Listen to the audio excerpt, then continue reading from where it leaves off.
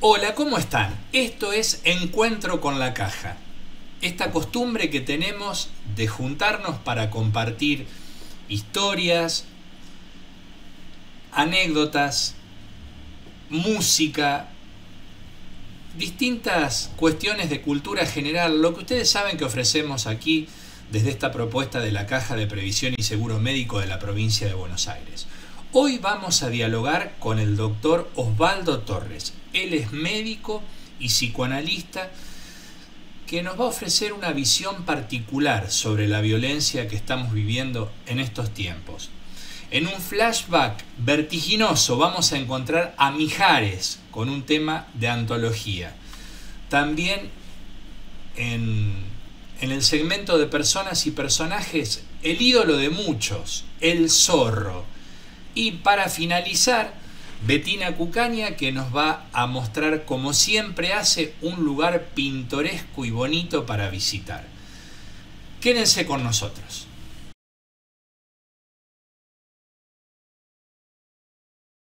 Comenzamos el programa de hoy con un proverbio romano. Por la ignorancia nos equivocamos y por las equivocaciones aprendemos. El Imperio Romano fue una de las civilizaciones más importantes de la historia de la humanidad y dejó una huella imborrable en la cultura, el arte, la infraestructura en general y la arquitectura en particular, el derecho, la lengua y la política de muchas partes del mundo. El Imperio Romano en Occidente duró casi 500 años, desde el 27 a.C. hasta el 476 de la era cristiana. Marcó un periodo crucial en la historia de la civilización caracterizado por la expansión, el poder y el legado que perdura hasta el día de hoy. El Imperio Romano fue la última etapa de la civilización romana donde el poder estaba en manos de un emperador. En el imperio, el emperador era la máxima autoridad con poderes administrativos, políticos, militares y religiosos. A lo largo de su historia, el Imperio Romano fue gobernado por diferentes figuras como Nerón, Calígula, Adriano, Marco Aurelio, Trajano, Julio César, Carlomagno, que dejaron una impronta imborrable en la historia. El Imperio Romano llegó a abarcar gran parte de Europa, el norte de África y el cercano Oriente, convirtiéndose en la potencia dominante en el Mediterráneo. Como les decía, este periodo, que comenzó en el 27 a.C., se prolongó hasta el 476 después de Cristo en Occidente y hasta el 1453 después de Cristo en Oriente. Fue un momento de máxima expansión y dominio romano. El imperio en Occidente se debilitó y cayó bajo la presión de invasiones y crisis internas, mientras que el Imperio Romano de Oriente, también conocido como Imperio Bizantino, continuó durante casi 1000 años más. Expandió el idioma latín hacia los 5 millones de kilómetros cuadrados que abarcaba su territorio y generó muchísimas frases y proverbios que quizás en algún momento abordemos particularmente. El proverbio de hoy dice: por la ignorancia nos equivocamos y por las equivocaciones aprendemos. Tenemos muchas alternativas para que puedas abonar las boletas de aportes fijos, préstamos o planes, sin moverte de tu casa ingresando a las siguientes plataformas.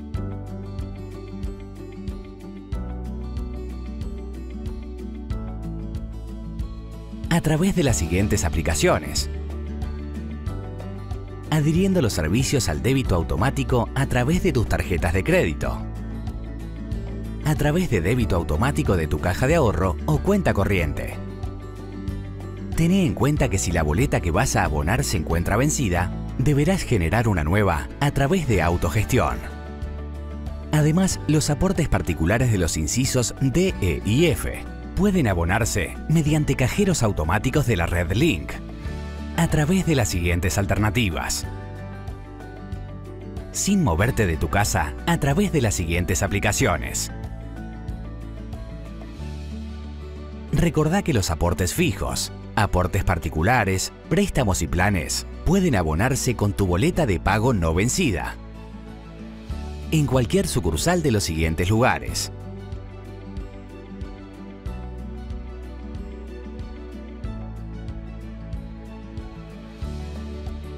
o en nuestras delegaciones de la siguiente manera. Ante cualquier duda, comunícate con nosotros. Somos la Caja de Médicos. Estamos junto a vos en cada etapa. Tenemos el enorme placer de recibir hoy al doctor Osvaldo Torres. Hola Osvaldo, ¿cómo estás? Muy bien, Pablo, estoy bien, estoy bien. Básicamente porque, ¿te puedo decir por qué estoy bien? Sí, ¿Cómo no? porque Racing empató. Ah, mirá qué disyuntiva, qué obstáculo que hemos encontrado al iniciar nuestra conversación, dado que yo soy también simpatizante de Avellaneda, pero de la vereda roja. Ah, no, no, a los que juegan al golf. Y a los que tienen 7 Libertadores, no sé cómo, No, en qué pero no fueron los primeros. Bueno, no importa, siempre, siempre Racing va a ser mejor, así que, y me tenés que dar la razón, así que, Sí, sí, lo sé, lo sé. Sobre todo lo demostrado en el 83 ya dejó una, una marca muy difícil de borrar, así que no quiero. No, me encanta. Me encanta que hayamos empezado así. ¿y cómo no vamos a empezar? Te cuento algo, te voy a decir algo. La primera vez que Dale, fui a la cancha, fui a ver a Racing. sí, Porque yo tenía un tío muy querido que era de Racing y me dijo, ¿fuiste a la cancha alguna vez? No. Y me llevó al cilindro, jugaban Colombati, Rubén Paz, claro. en un momento en el Y que no estaba. vos viste cuál es Sí, mi mail, Colombati. sí. Le pegaba bien en los tiros libres ese muchacho, creo, ¿no? Sí,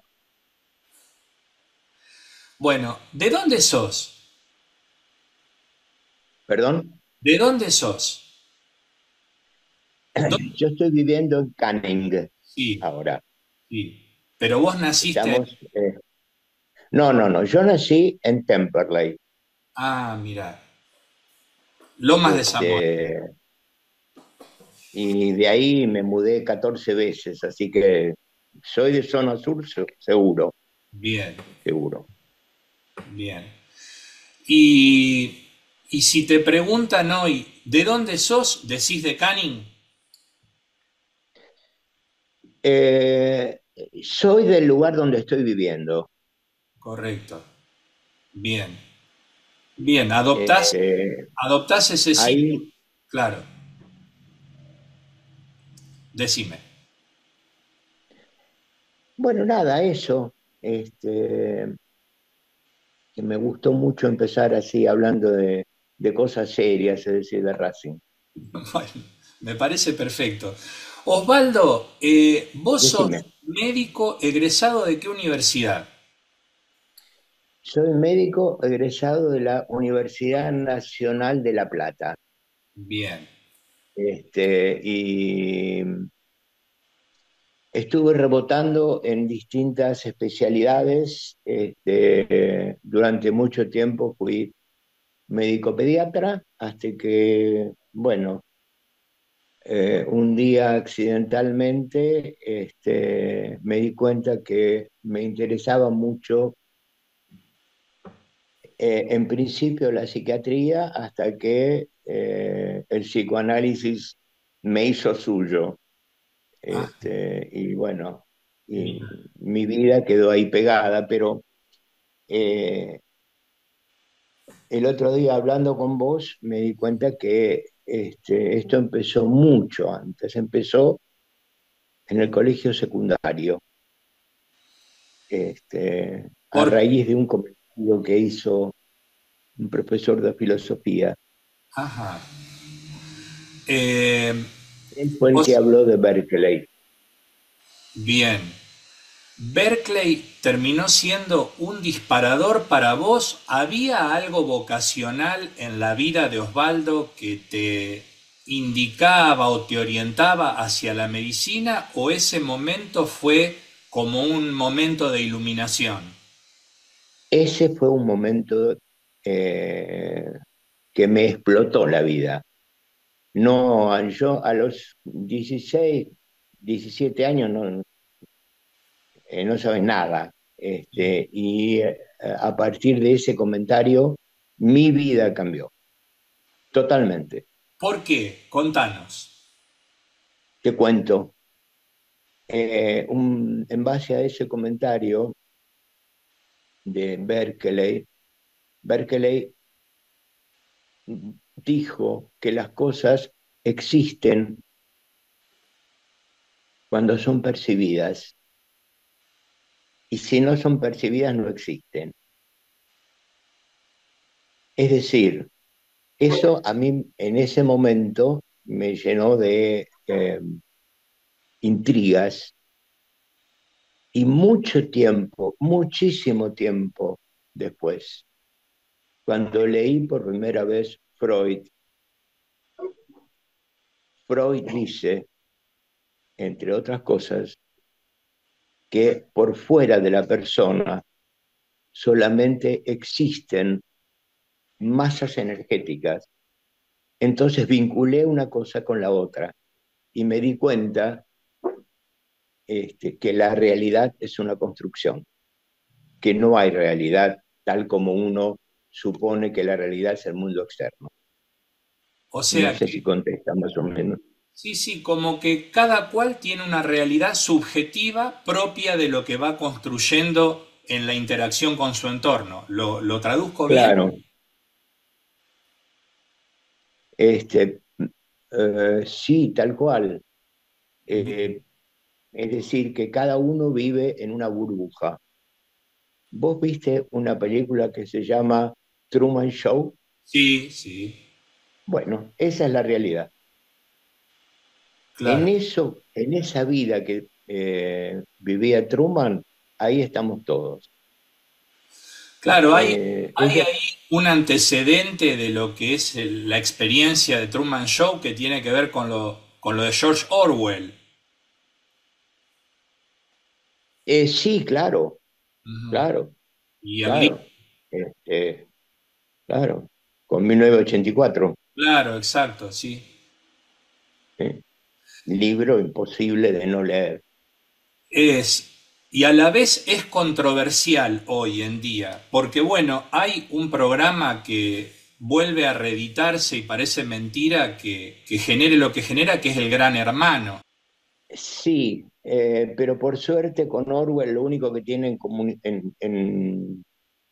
eh, ¿cómo se llama? En contacto es el nombre, lo nominativo, Claro, porque el gran hermano de Orwell era eh, esta cosa que domina absolutamente al mundo y sigue dominando, y claro. sigue dominando. Como No un creo que haya sido una fantasía. Ahora, Osvaldo, si yo te tengo que presentar, más allá de que Sí, tenés un currículum riquísimo, frondoso, yo digo médico y psicoanalista, digo así, y lo estoy diciendo bien, sí, bien, sí, sí. coma y escritor, puedo decir también, Por supuesto, por supuesto. Que esa es una de las tareas que eh, más me gustan. Es lo que te permite jugar un poco con esa realidad que fabricó Berkeley antes que yo, unos años antes. bien. Vamos a retroceder antes de Berkeley y ese estímulo que modificó la inercia de tu vida, tres portarretratos de la infancia de Osvaldo. Sí, Quiero que me cuentes. el primero fue por qué soy hincha de Racing. Bien, a ver, dale. Eh, yo iba a la cancha de Banfield porque vivía cerca de la cancha de Banfield. Iba con mi papá, te estoy hablando del año 51, es decir, te podés imaginar que soy prediluviano. Este, y según dicen, Racing robó ese campeonato. Yo era hincha de Banfield, mi papá era hincha de Racing. Entonces se me ocurrió insultarlo a mi papá cuando mi papá me cargaba. Bueno, me llevó a patadas hasta mi casa, viste, con esa psicología tan especial. Y Sí, a sí. partir de ese momento fui hincha de Racing. Bien. Es decir, por una cuestión de hemorroides nomás. Sí. Una psicología objetiva la que aplicaba tu papá. Absolutamente, eso es lo que yo digo que debería ser un padre. Alguna vez ser hombres y gritar. Bueno, esa es la primera. Ese es un Y la, portarretrato. Otro, voy mirando ahí en ese, no sé, me imagino alguna mesita con los portarretratos. Nombrame otro, describime otro. otro portarretrato Y de tu infancia. de la infancia, mi perro, un Doberman, Ujú. que se llamaba Dólar. Este, y que era con el que pude transcurrir. Dólar fue coterráneo con la época de Berkeley. Y él, este, y después de la infancia, sí, el más lindo recuerdo que tengo, Bien, que es cuando mi papá me compró los primeros botines de fútbol y yo me acuerdo que tenían tapones y miraba la huella que dejaban en el terreno. Eso, mira, esos son los tres portarretratos que mira tengo de mi infancia, qué obviamente. simbólico. Y ya mirando uno de tu época universitaria,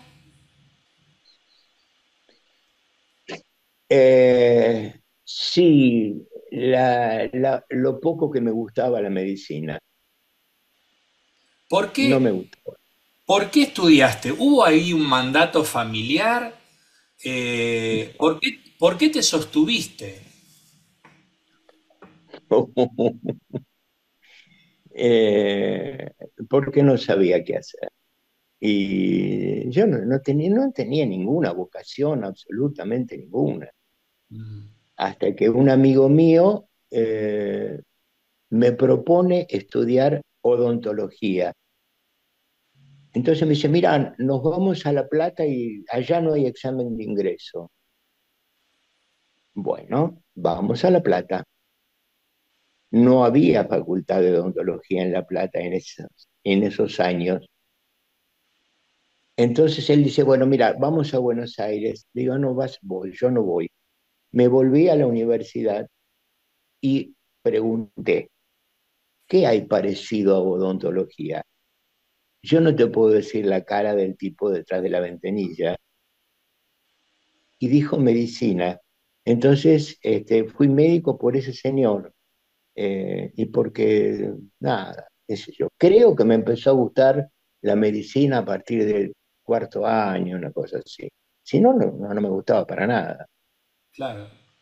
Te entiendo, lo que pasa que, y más con tu costado psicoanalítico, en un momento como el que atraviesa el adolescente, en una crisis, permanentemente cambios que van modelando, a veces establecer una profesión como parámetro para toda su vida es complejo. Sí, sí, sí, sí, totalmente, totalmente, totalmente, porque es tan exacto lo que estás diciendo.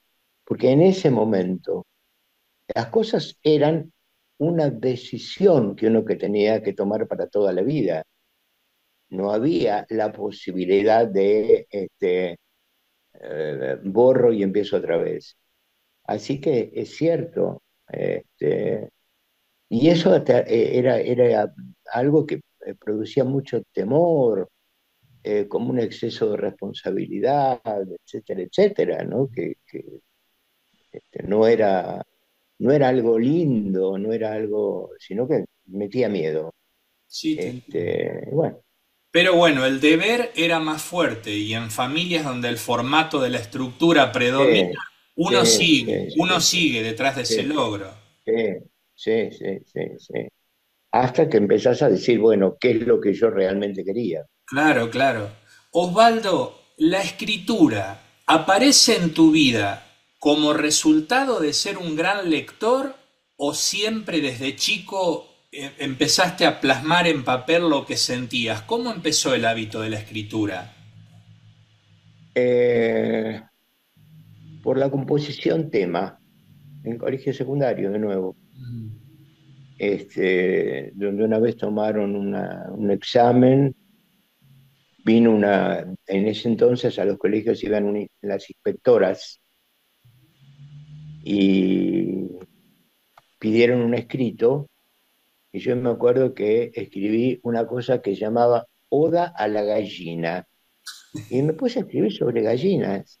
Ajá. Nunca tuve gallinas, ni gallineros, ni nada por el estilo, pero bueno, eso generó una... Ah, no, hay un acontecimiento previo. Es dolosamente político, pero lo voy a decir. Eh, escribo en el colegio primario una, un escrito, una composición tema. Y bueno, eso no, gana eh, eh, los concursos de todas las escuelas de la zona y de la provincia, y quedaron en que me iban a dar un diploma, qué sé yo qué, y bueno, no pude ir, Bien.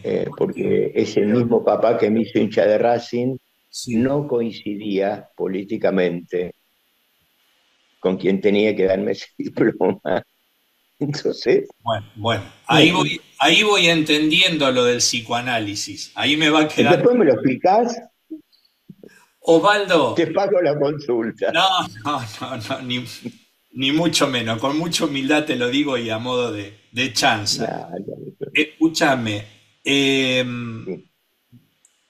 sos autor de varios libros ya hoy, de varias sí, obras tenés en tu sí, haber. sí, Ahora, el origen de nuestro encuentro tiene que ver con una necesidad tuya de abordar una temática preocupante, más allá de que a vos te movilice, yo creo que es un eje vertebrador del tiempo que estamos viviendo hoy, ¿no? sí, Un tiempo sí, de individualismo, de egoísmo exacerbado, que tiene que ver sí, con la violencia. sí. La violencia, ¿qué significa hoy para vos? ¿Por qué te moviliza? ¿Por qué te preocupa? En principio surge eh, porque Norma estaba trabajando ese tema en la facultad. Y de Aclaramos, escucharla, aclaramos para los espectadores que Norma... Norma es mi esposa, Exacto. docente universitaria, Ujú. y eh, abogada, obvio. Este, bueno, obvio no sé por qué, pero tómamelo. Sí, sí. Y Vale. de escucharla a ella me empecé a interesar en el tema y empecé a profundizar en el tema, y no solamente la escuché a ella, sino que escuché la violencia prefabricada. Voy a ser explícito. Eh, Cuando uno quiere que diluir un tema, empieza a encontrarle causas. Voy a ser más explícito todavía. ¿Te acordás cuando se hace el juicio de los Radbers? Sí, Bueno, por el periodísticamente, crimen de Fernando Báez Sosa. Sí. exactamente, exactamente. Trataban desesperadamente de buscar la causa de por qué esos chicos eran violentos. Ujú, Entonces, se admitía cualquier verdura, cualquier cosa, ujú. ¿sí? Pero siempre eran cosas que venían desde afuera. Y periodísticamente se puede admitir, ahora universitariamente no. Entonces la violencia que estuvimos trabajando con Norma, Ujú. no obedece a causas únicas, sino que básicamente la violencia no tiene causa. Bien, ahora, Discernible. permitime a mí, como, como oyente de lo que vos estás Sí, expresando, incluso te lo puedo controvertir si vos me permitís, sí, por eh, supuesto. pero ¿no te parece un poco reduccionista focalizarlo en una universidad? ¿Vos no creés que vivimos tiempos violentos hoy? Sí, porque la universidad es violencia, la educación es violencia. Pero ¿y lo que se palpa en la calle hoy para vos tiene un andamiaje en el modelo educativo de estos tiempos? Mm, Esto no es distinto a lo que fue siempre. No veo que haya una gran distinción, ¿no? Ujú. Eh, no creo que sea muy distinto, no creo, no creo. Bien. Te Porque pregunto, la violencia estuvo siempre. sí, sí, Lo que pasa es que ahora aparece más, no sé, no, está más bien. ostensible. Hablando con otros colegas que no se dedican específicamente a analizar este tema, pero en sus testimonios vinculados a la psiquiatría, a las Sí, conductas, han expresado en nuestro programa que la construcción de identidad de un sujeto tenía que ver con un sistema de modelos que sí, estaban enmarcados en lo familiar, en la cotidianeidad del entorno, del barrio, de los amigos, del club. sí, Hoy juega otro papel la incorporación de las redes sociales en cuanto a lo sí. comparativo, a la frustración, a toda esta cuestión. ¿Cómo aprecias vos ese fenómeno de las redes? ¿No actúan en algún Pero punto como inductores de la violencia? no, no, para mí definitivamente no, Mm, no, porque si algo tengo que decir de las redes sociales es el hecho, a ver, primero de la inmediatez que supone pregunta-respuesta. Ahí sí podríamos hacer una comparación, pero no por el contenido. No es que si la red social a mí me muestra a alguien que le está pegando a otro, entonces soy violento. Hay una cosa que mucha gente ignora, que son los tiempos lógicos. Tiempos lógicos son tres: ver, comprender y concluir. Cuando vos eludís el segundo tiempo, que es la comprensión, sos violento. Y las redes sociales no te dan tiempo que puedas comprender. Este, eh, no sé si es claro, vas de eh, de la visión a la respuesta. Claro. A Es la casi un acción, reflejo condicionado. claro, te entiendo. Sí, No hay maduración, no ahí sí hay es elaboración. violencia. Ujú. Ahí en ese sentido sí. No, la violencia no es imitación.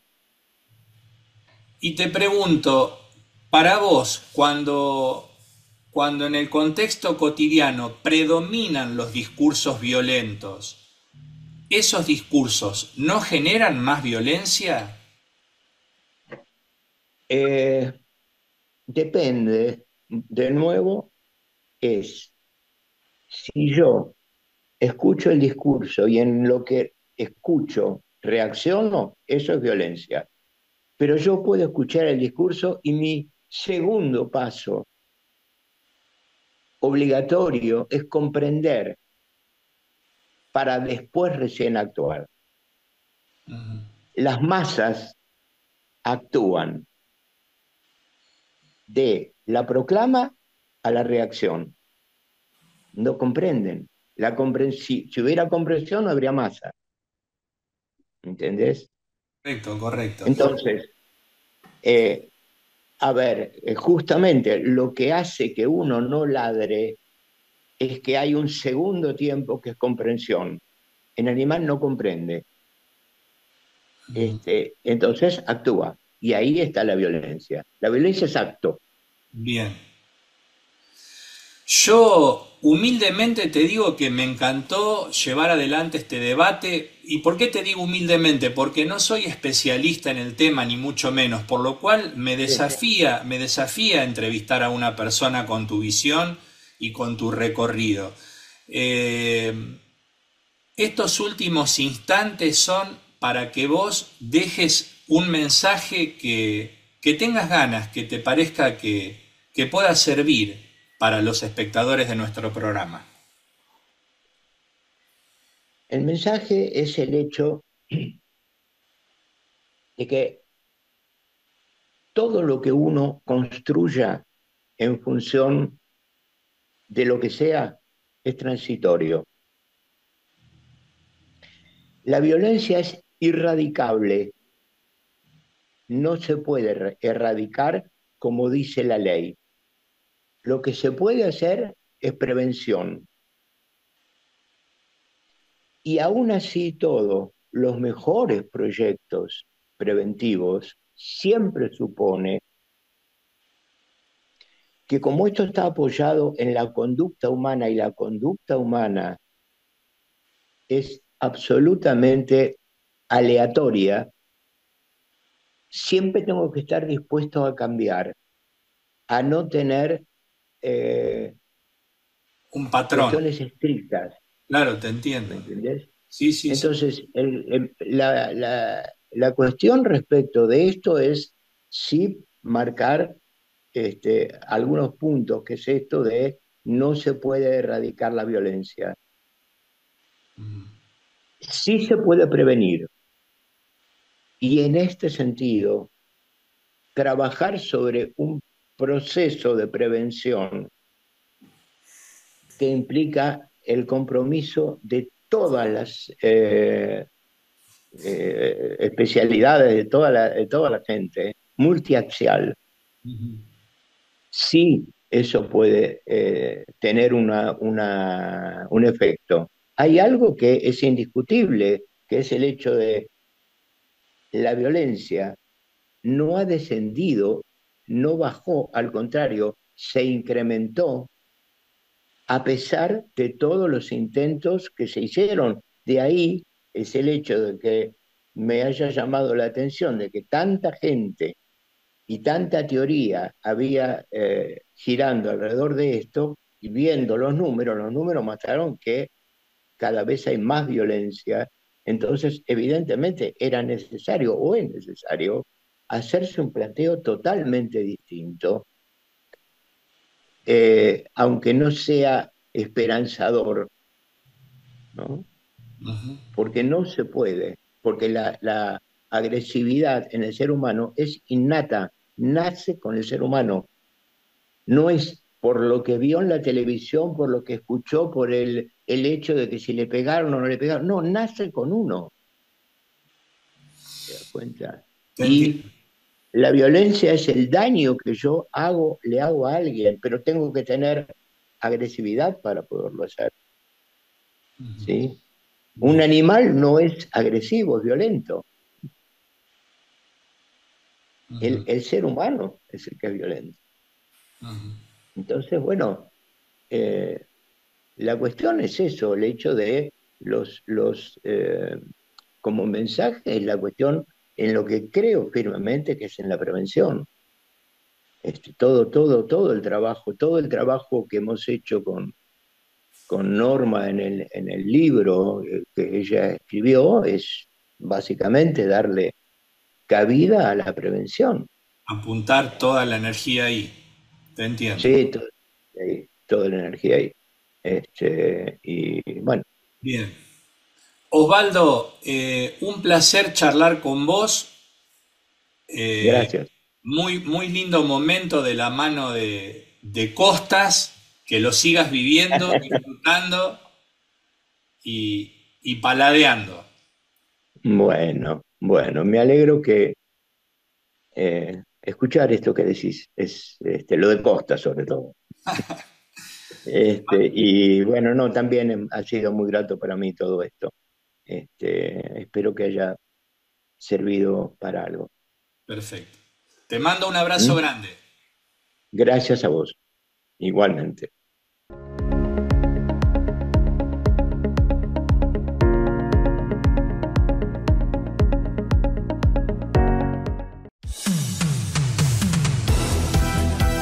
Flashback, retrocediendo en el tiempo. Flashback, con el estilo de Encuentro con la Caja.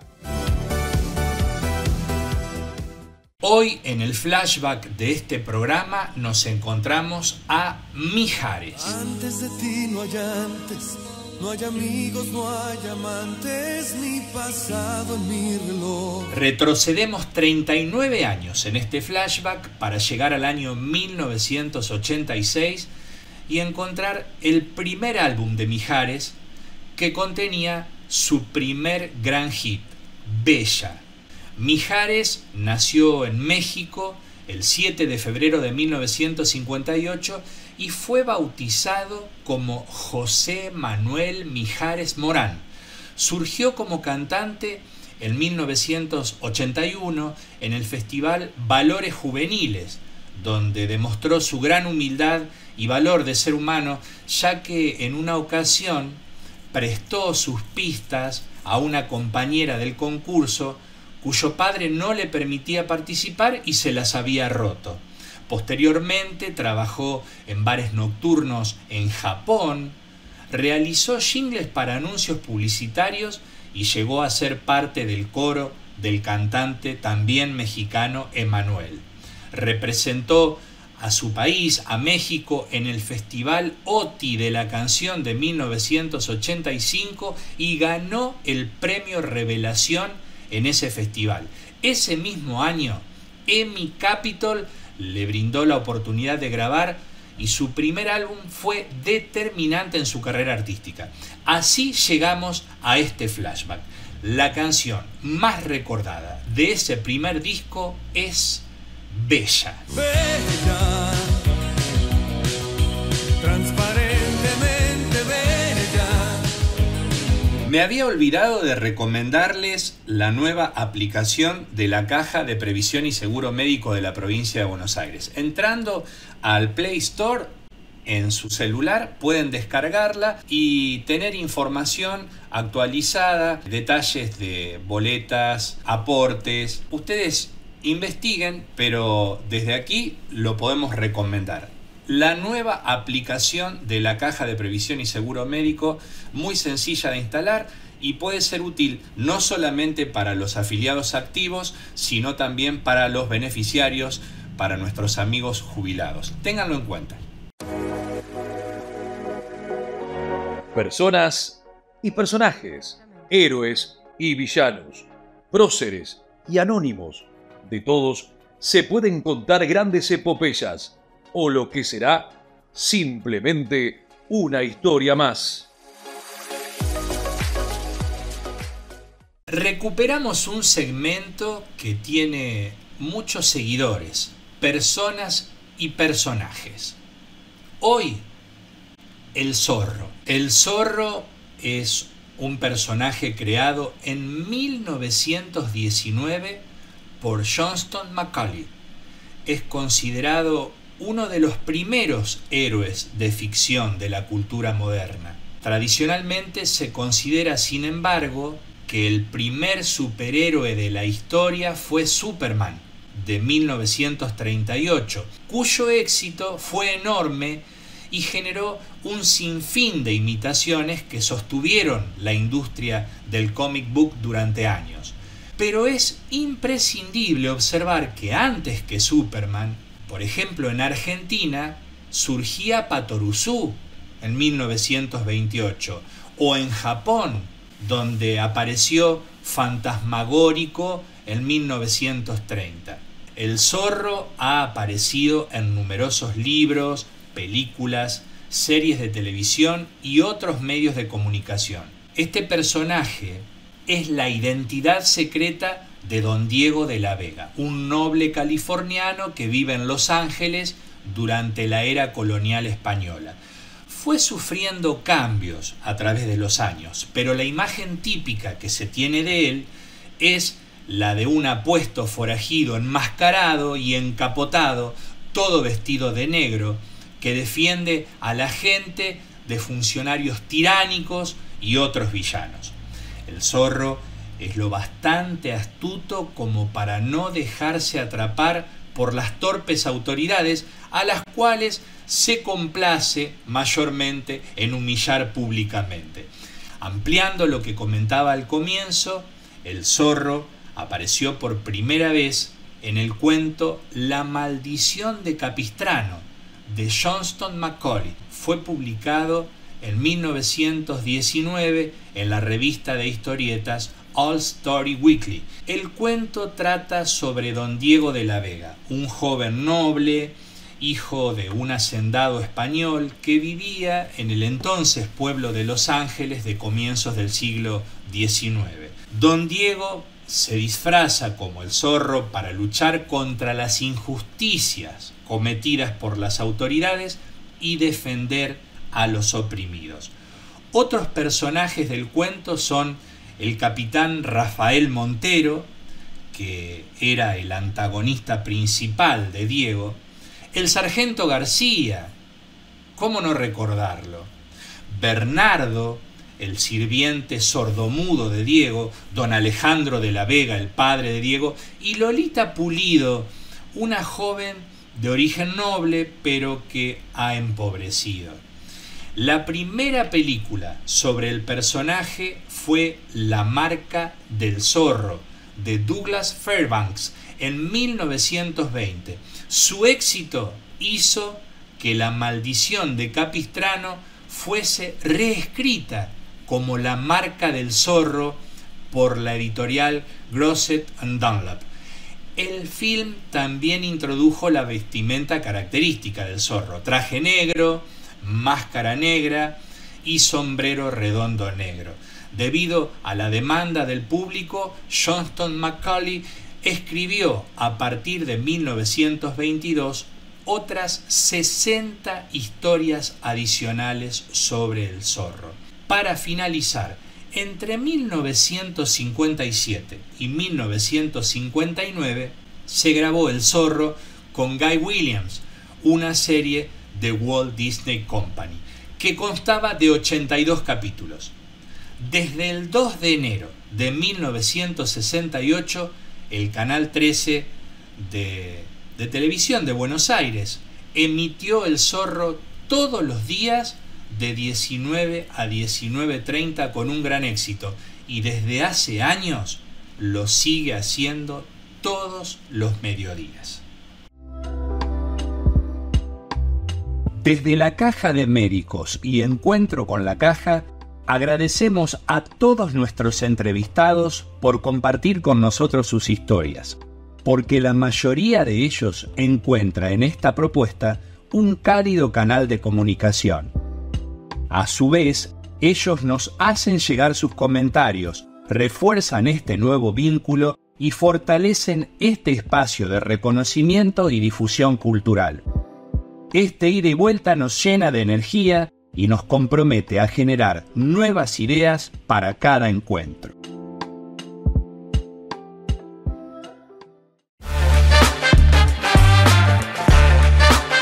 Conocemos nuestro país recorriendo su geografía, descubriendo las historias de nuestra gente, disfrutando de la cultura, el arte y la gastronomía. Viajar es el mejor plan. Es un placer para nosotros volver a recibir en Encuentro con la Caja a la creadora de Perlitas Rurales, la señorita Bettina Cucaña. Bienvenida, Bettina, ¿cómo estás? Muy bien, doctora Rúa, buenos días, buenas tardes, buenas noches, como siempre le digo, porque sus oyentes y sus televidentes por ahí disfrutan de su programa en cualquier hora del día. Así que saludemos en los tres momentos del día. Vos imaginate, volvés del boliche el Ah, sábado, 4 de la mañana y te pones a y ver aparece doctora Rúa, esto. No, no, no. y después perlitas rurales, anda. Claro. No. Es una cosa. No, no, no. Bien. Recapitulemos. Vamos a difundir el buen turismo rural como hacemos siempre en este segmento, si vos estás de acuerdo. Exactamente, y también es para los que vuelven del boliche, cuando no van al boliche también hacen turismo rural, porque los jóvenes también les gusta el campo, les gusta el pato, por ejemplo. Hablo poco de este deporte nacional que tiene su capital, la capital nacional del pato es Las Heras, la ciudad de Las Heras, Generar que las... está a menos de 100 kilómetros de la capital federal, cerca. Y ahí, bueno, hay como dos ciudades que se disputaban la capital y se quedó Las Heras, que la otra es General Belgrano, cerca de la ciudad de Las Flores. Pero también tiene muchos equipos buenos de pato, pero bueno, Las Heras, y tiene a los hermanos Taberna, que son 10 en 10 de cantos. Sí, no, en el pato creo que no se dice handicap, pero bueno, sí, sería eso. Y son hijos de tamberos, y uno de ellos sigue la profesión de su padre, sigue siendo tambero, y además brilla en el tema de este deporte nacional. Así que para los hermanos Taberna, un gran abrazo, y para toda la gente que vive en La Cera, que es una localidad muy linda. Yo he estado en varias oportunidades, y tiene una particularidad que lo estaba chequeando porque me acordaba, pero bueno, no quería meter la pata. Tiene unos murales muy importantes pintados por Antonio Berni, Ah, eh, que están son dos murales muy importantes que hizo este pintor: la crucifixión y el Apocalipsis. Están en las paredes de la capilla del Instituto San Luis Gonzaga de La Cera. O sea que además de recorrer sus lindos paisajes, la tranquilidad del campo, también se puede comer en bodegones.